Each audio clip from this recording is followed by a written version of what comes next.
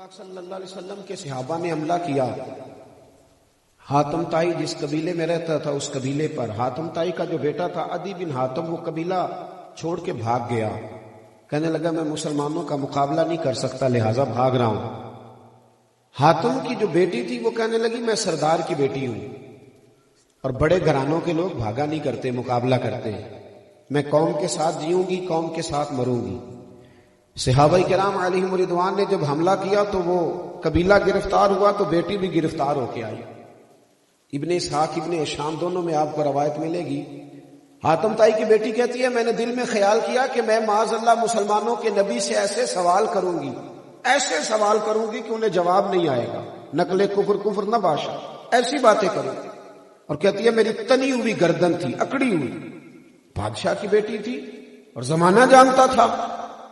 کہتی جب میں مسجد نبوی میں داخل ہوئی نا تو چونکہ میں تلوار چلاتی تھی تو صحابیات جو جنگ میں شریک تھی انہوں نے میرے ہاتھ پیچھے باندھ دیے.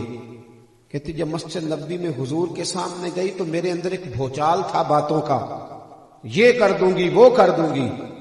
لیکن کہتی ہے اندر داخل ہوئی میرا سر ننگا تھا. اللہ کے رسول علیہ الصلوۃ والسلام نے نا اپنے کندھوں سے چادر اتاری اور کہتی ہے جیسے ہی وہ چادر میرے سر پہ آئی نا میری گردن بھی جھک گئی, میری آنکھیں بھی جھک گئی. وہ ختم ہو گئی بات, ضرورت نہیں رہی.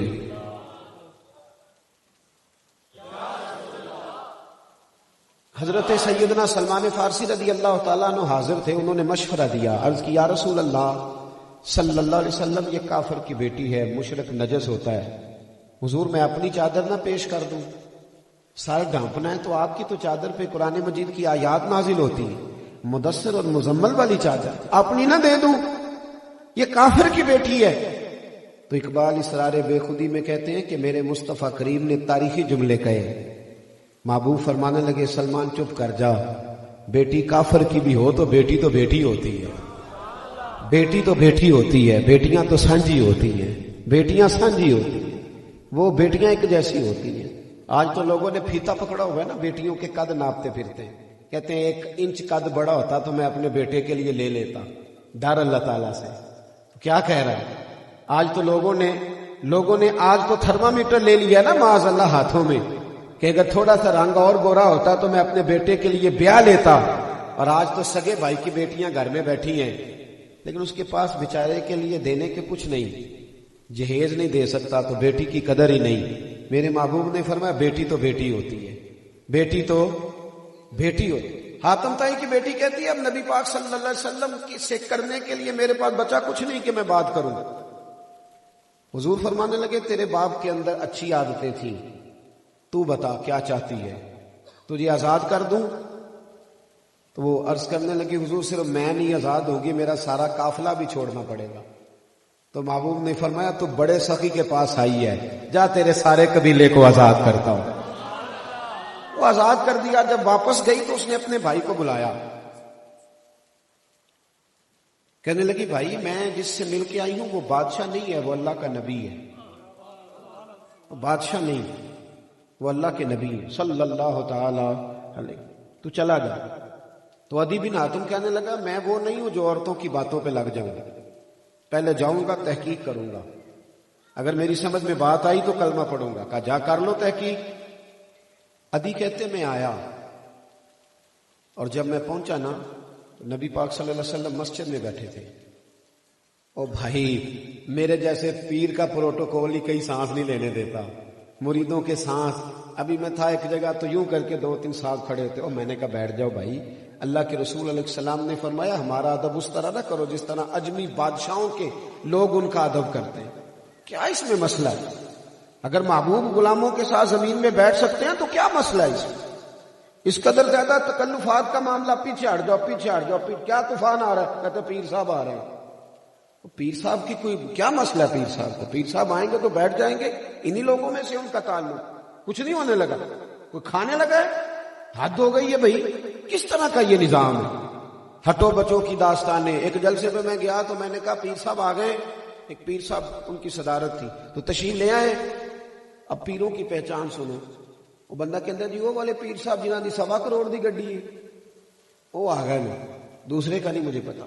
یہ تو حال ہے یہاں تو بھائی محلات دیکھنے کے قابل ہیں نعت خانوں کے الا ماشاء اللہ. وہ تو بیچارے وہ شیخ الحدیث ہیں جن کی بیٹیوں کے پاس بیانے کو پیسے نہیں. وہ تو امام مسجد ہے بیچارہ جس نے اپنا سامان باندھ کے رکھا ہوا ہے توڑے میں کہ پتہ نہیں مسجد میں کب چھٹی ہو جائے گی.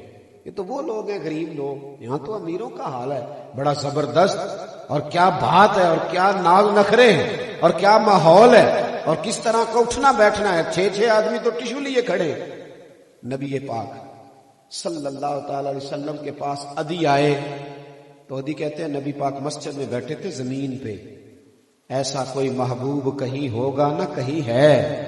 بیٹھا ہے چٹائی پہ مگر عرش نشی ہے. محبوب زمین پہ بیٹھے تھے. اور فرماتے جناب بلال حبشی ساتھ بیٹھے تھے, صہیب رومی بیٹھے تھے. نبی پاک صلی اللہ تعالی علیہ وسلم کی خدمت عالی مرتبت میں کیا عرض کروں, بزرگ ہے نا جی, میرا دل کرتا ہے ایک محبت کی بات کر دوں کہ رہنے دوں. پہلے میں نہیں کرتا, کوئی بندہ ناراض نہ ہو گیا, میں نہیں کرتا, اللہ آپ کو جزائے خیر دے. میں نہیں کرتا, چھوڑ دیتا ہوں, میں مضمون پہ ہی رہتا ہوں. اللہ تعالیٰ آپ کو برکت عطا فرمائے. ایک جملہ کہہ دیتا ہوں, تسی پہلا بندے خراب کر دیو پھر تنگ ہوندے ہو. اتنی بات ہی کہتے ہو, پہلے خراب کرتے ہو. ایک صاحب مجھے کہنے لگے جی اے نعت خاں 50,000 لیندا ہے, اے مولوی 60 لیندا ہے. میں کہ دونوں چنگے نے, برا ہوے جڑا دیندا ہے. تو اپنا علاج بھئی اگر دے ہی لیے تو آپ چپ ہی کر جاؤ.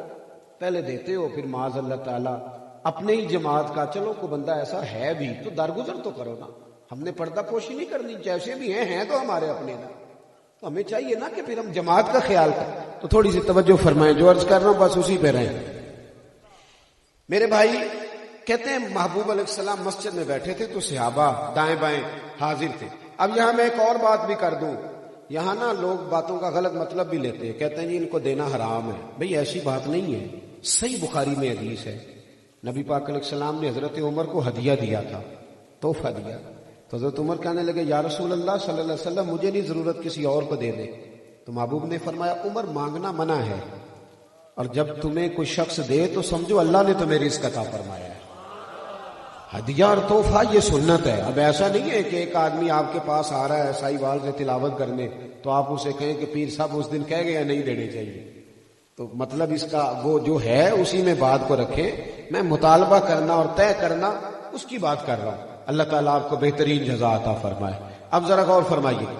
عدی کہتے ہیں میں نے حضور کے گرد نہ دیکھا غریب لوگوں کو بیٹھے. اب بادشاہ کا بیٹا تھا, اس نے زمانہ دیکھا ہوا تھا. وہ کہتے ہیں میں ابھی بھی نہیں مانا,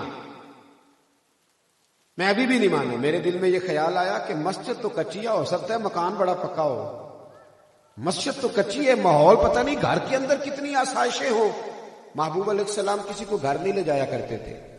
مسجد میں مہمانوں سے ملاقات ہوتی تھی اور مسجد کے اندر ہی نبی پاک علیہ السلام مہمانوں کو بانٹ دیتے. صحابہ کرام علیہم رضوان انہیں لے جایا کرتے. تو نبی پاک صلی اللہ تعالی علیہ وسلم کسی کو گھر نہیں لے جاتے تھے, گھر میں اتنی گنجائش نہیں تھی بظاہر. عدی کہتے ہیں جب میرے دل میں خیال آیا نا کہ گھر بڑا عالی شان ہوگا تو محبوب اٹھے, فرمانے لگے آپ سے یہاں ملاقات نہیں کرنی, میرا دل کرتا آپ کو گھر لے جاؤں. بے خبر ہو جو غلاموں سے وہ آقا کیا ہے, میں چلو تمہیں گھر لے چلتے. عدی کہتے ہیں میں حضور کے ساتھ گلی میں نکلا. جب باہر گئے نا گلی میں, چوک اور چوراہے میں, تو ایک بوڑھی عورت, پھٹے پرانے کپڑے, سادی سی بیوی. یہاں سنی جاتی ہے بیویوں کی بات, پر شرط یہ ہے کہ برادری کا 4,000 ووٹ ہو. شرط یہ ہے کہ خاتون بڑی سوسائٹی میں مقام رکھتی. بڑی سادی سی عورت نبی پاک کی بارگاہ میں عرض کرنے لگی یا رسول اللہ کچھ کام تھا, کچھ بات کرنی تھی, میں جانے ہی والی تھی, آپ مل گئے. وہیں کھڑے کھڑے میرے حبیب نے فرمایا اماں جی آپ کو کیا ضرورت ہے, میں جو مل گیا ہوں, بتاؤ کیا بات کرنی ہے. تو عدی کہتے ہیں دیوار کا تھوڑا سا سایہ تھا, محبوب نے بوڑھی اماں کو سائے میں کھڑا کر لیا, خود حضور دھوپ میں کھڑے ہو گئے. بوڑھی اماں کو سائے میں کھڑا کر. یہاں تو بھائی ابا بھی غریب ہو تو لوگ اس کی عزت نہیں کرتے. ابا جی نے بھی عزت کرانی ہو تو دولت ہونی ضروری ہے. اماں نے بھی عزت کرانی ہو تو اس کے پاس کوئی 10 تولے سونا ہونا ضروری ہے, ورنہ تو اللہ ماشاءاللہ بچے بھی نہیں پوچھتے. تو محبوب کھڑے ہو گئے, ڈھیروں باتیں اس اماں نے کی. حضور نے اس کو تسلی بخش جوابات دیے. فارغ ہو کر فرمایا عدی چلو. عدی کہتے ہیں اب میں حضور کے گھر گیا تو میں نے دیکھا جو چٹائی ہے وہ کئی جگہوں سے پھٹی ہوئی ہے. اب تو یہ باتوں میں باتیں رہ گئی ہیں. اور فرماتے ہیں پھر محبوب کے گھر میں میں نے ایک مٹکا دیکھا اور 2 پیالے مٹی کے دیکھے. حضور خود گئے دوسرے اجرے میں اور وہاں سے کچھ کھجوریں اور سرکہ لائے. فرماتے میں نے حضور کا لحاف دیکھا تو بڑا پرانا. ادھی کہتے ہیں میں نے محبوب کے وہ سارے جلوے دیکھے تو اب میرے اندر سے آوازیں آنے لگی، ادھی یہ بادشاہ نہیں، یہ اللہ کے سچے رسول ہے. یہ بادشاہ نہیں، یہ اللہ کے سچے، یہ سچے. یا ایھا الناس قد جاءکم برہان من ربکم. اللہ فرماتے ہیں لوگوں میں نے تمہیں نبی نہیں دیا، میں نے تو اپنے رب ہونے کی دلیل تمہیں عطا فرمائی ہے. میں نے تو دلیل دی ہے، ان کو دیکھو گے تو مجھ تک پہنچ جاؤ گے. وَإِذَا سَأَلَكَ عِبَادِي أَنِّي فَإِنِّي قَرِيبٌ. ان تک آؤ گے تو مجھ تک پہنچ جاؤ گے. ادھی کہتے ہیں حضور علیہ السلام نے کھانا کھلایا، میں فارغ ہوا تو محبوب فرمانے لگے تم جانا چاہو تو جاؤ، اب تم جانا چاہو تو کہتے ہیں میں اٹھ کے تھوڑا قریب بیٹھ گیا. میں نے کہا حضور اب نہیں جانا، میں نے تو سارا ہی آزما لیا ہے، مجھے کلمہ پڑھائے، میں غلام بننا چاہتا ہوں.